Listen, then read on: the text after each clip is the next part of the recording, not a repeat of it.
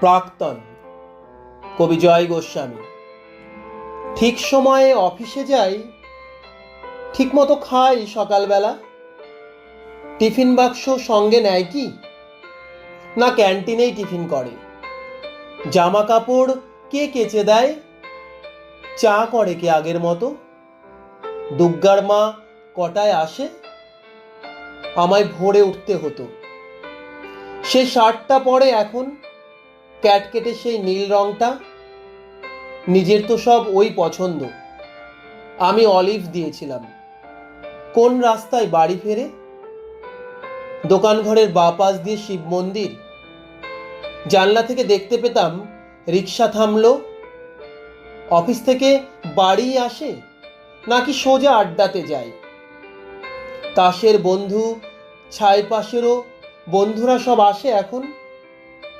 Table Dhaka মেঝের ওপর সমস্ত ঘর ছাই ছড়ানো। গেলাস গড়ায়, বোতল গড়ায়, টলতে টলতে শুতে যাচ্ছে। কিন্তু বোতল ভেঙে আবার পায়ে ঢুকলে রক্তারক্তি। তখন তো আর হুঁশ থাকে না। রাত বিরেতে কে আর দেখবে? কেন, ওই যে সেই মেয়েটা যার সঙ্গে ঘুরতো তখন। কোন মেয়েটা?